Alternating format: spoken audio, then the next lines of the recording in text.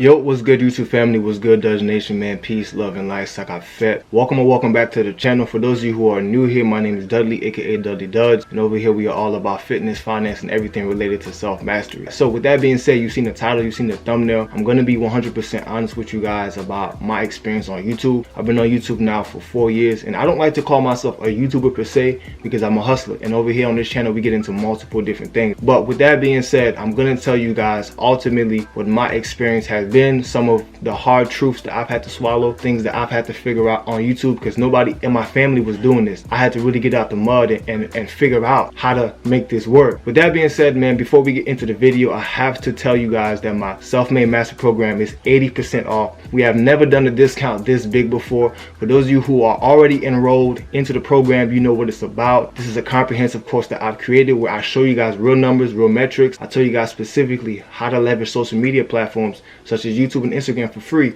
in order to earn a full-time income. I also dive into deeply how to leverage sponsorships, how to make money on YouTube without even being monetized through Google Adsense. I also show you how to write things off on your taxes, how to leverage different currencies, how to leverage emotions, the psychology of sale, and ultimately an exit strategy so that as you're making your money, you don't have to rely on constantly producing content and being in a content creation rat race like a lot of creators. I'll show you guys how to actually build a sustainable online business or side hustle if you're not interested in business, to be able to leverage that and create passive income from anywhere in the world. I'll also show you guys how I personally travel for free. So if that's something that interests you, man, make sure to take full advantage of this 80% discount pinned in the comments or in the description. Now over here on my channel, as you guys know, we have a big family, a big community of many people all across the world. We service a lot of people, so I have to say bienvenido por toda mi gente, por todos mis latinos. Sé que tenemos muchos latinos aquí mexicanos, así que tengo un gran descuento para ustedes, 80% de descuento, así que porfa, ahorita ya aprovechar porque nunca he hecho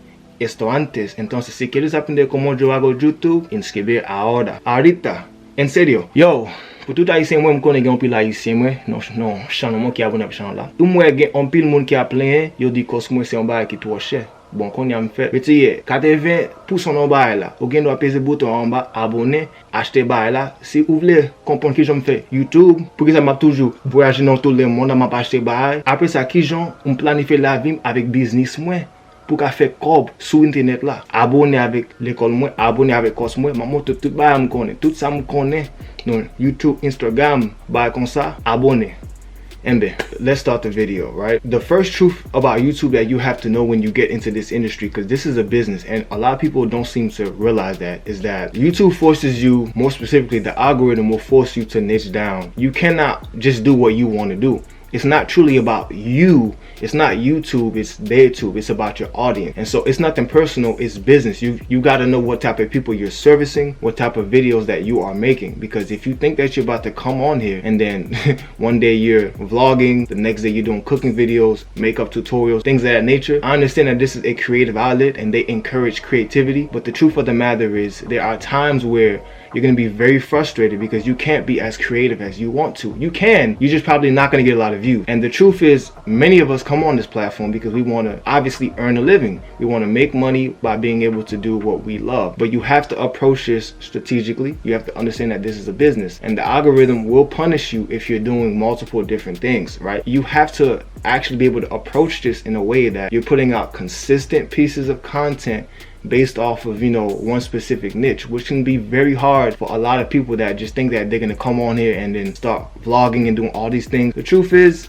nobody cares about you. So when you come on here and you try to vlog, people don't know who you are yet. You've got to build rapport with people. Now, it's okay to experiment when you first get on YouTube. Maybe you try one thing, another niche, and see what works for you as you're feeling it out. But ultimately, when you do get your bread and butter, YouTube is going to recommend that you go with that, because if you try to do something else, ultimately the audience that you do build, they might not really mess with that other piece of content. And so when they don't stay on the video, the algorithm in YouTube is going to take that as your content being trash. This is one of the truths that I've noticed about YouTube, even for me, right? Because unfortunately, YouTube does not favor content creators that are a bit more broad, that have a lot more to offer on their channel, right? And so even for me on this channel, I'm a health and wellness coach. I'm a personal trainer. We do fitness. We also talk about finance because I'm a businessman, right? And you know, we also do self-mastery, meditations, things of that nature. My channel is a reflection of the different facets of myself, and I give my all to you guys, every facet I have. I also vlog when I'm traveling and things of that nature. All these things tie into my brand. A lot of people, it's very difficult for them to, you know, give different facets of themselves. Maybe you are a chef on YouTube and you want to give another facet of yourself. Maybe you also want to have a podcast.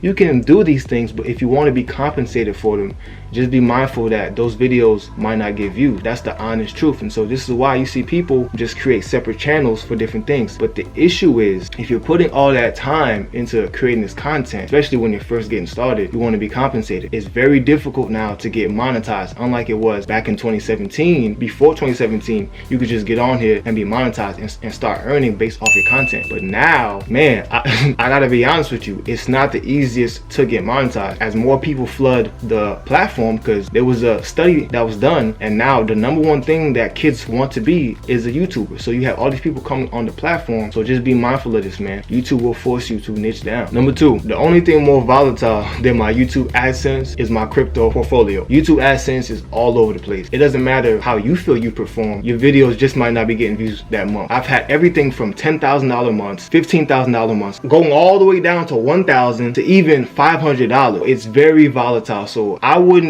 exactly bank on it unless you're consistently making 30 to 50K a month, like over like a year of consistency. I would not necessarily tell you to rely on that source of income per se, because it's extremely volatile. It's all over the place, not always up to you. You can have great content, you can put out great content, it can be consistent content, it can be engaging, and for some reason the YouTube gods the YouTube algorithm just may not be fucking with you that much. That's the reality of it. And so this could be very frustrating if you have people that depend on you, if you have a family, if you've got bills. And so this is why I do not rely on YouTube AdSense. I'm telling you, I would not quit my job. Now the truth is, most content creators, I know you see content creators that are crushing it, that are doing great, making all this money, doing all this stuff. Most content creators on this platform, I'm telling you, most people that come on this platform don't even have over 10,000 subs. Most people cannot rely off of YouTube AdSense. The AdSense is more so like a sprinkle on top.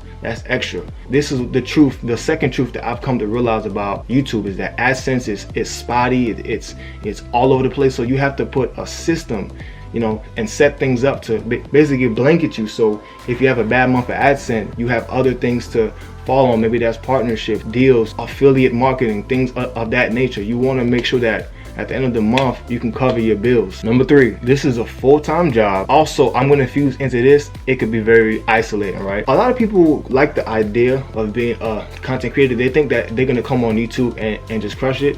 Now, you may be that 1 in 1 million. There are people that get on YouTube and within 6 months they rack up 100K subs. This is a full-time job. I haven't worked a regular job, a regular 9 to 5 since 2018. When I quit my job, I made a video about it. YouTube is 10 times harder. You have to exercise so much extreme discipline, and you have to be everything. You have to be your own graphic designer, your own SEO specialist, your own entertainer. You've got to be your own salesman, marketer, know the pain points and the psychology. Like you got to know all. And obviously, as you get bigger and you're scaling your channel, you can outsource these services. But let's be honest, the person that's just getting into YouTube cannot afford to, you know, outsource a whole team behind them. This is a business.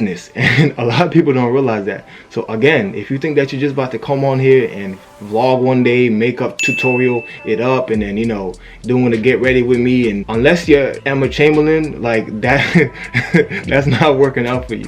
You feel me? You need to approach this with a strategic strategy. You need to have systems and set. Your channel needs to be organized. It needs to be presentable so that when people do come on your channel, they know what they're getting and they can easily navigate throughout your channel, man. You can give it your all. You can have the most engaging video, the best content, as I said previously, and the video just flops. It's not really up to you. You can do your best, but if the algorithm doesn't pick it up, if people don't click, if they don't see it, I've had subscribers complain to me that they're not getting my videos. They've hit the button, and they don't get the videos. A lot of content creators have reported this. If your video doesn't get pushed out, man, you could have spent 7 to 14 days editing one project and it flops. This could be very discouraging. A lot of content creators unfortunately get depressed. That's the reality of this, man. It could be very isolating, looking at a screen, talking to your camera for a living for hours on hours on hours and on end, and people don't understand you when they see you out in public walking with a camera. Especially, you know, when I'm out in like different countries, they're looking at you like you're crazy. This is the reality of what we do. Number 4, not all content is created equal. Now, there are certain types of content that just make more money. You know what I'm saying? Finance is a great niche that earns more money than, let's say, fitness or travel or, things of that nature, cooking. Now, I'm not trying to discourage you because this is a creative outlet, right? So we want to be able to express ourselves in our, art forms on YouTube. But the thing is, if you're going to be investing all of this time into YouTube, you might want to sit down and strategically think of what type of content do you want to make? How are you going to profit? How are you going to pay the bills?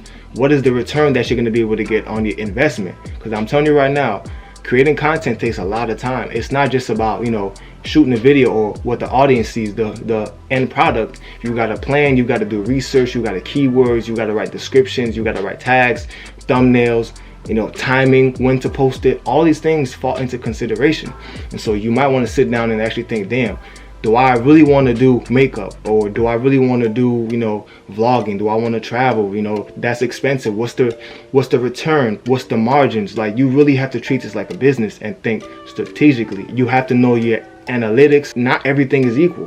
For example, a prank channel will earn a lot less than somebody that's talking about crypto or somebody that's educating about finance. A fitness, based channel will have more people that want to pay for ads on that channel versus somebody that's talking about, conspiracy theories, or, you feel me? Number 5, don't take things personal, right? It can be difficult watching other people in your similar niche or, your peers excel at doing the same shit that you doing, right? But nothing is personal in business. You got to ask yourself, what do they provide that I don't? But this can be very discouraging, because I think we can all agree every content creator at some point has said, like, damn, my video should have at least 1 million views. This is a great video. What the fuck? This dude did the same exact shit. His editing is trash. The thumbnail is trash. He ain't got no tags, you know what I'm saying? And his shit went through the roof. You gotta understand that everybody got a different season. Everybody got a different time to shine. It honestly just may not be a time. You just gotta keep on doing you. And this is where it can be very isolating, where it could play a lot of, mental games with you. Because especially if you've quit your job and this is your, your only source of income, which I highly advise that this is not your only source of income. You could like really be riding on your videos doing good so that you could pay the bills.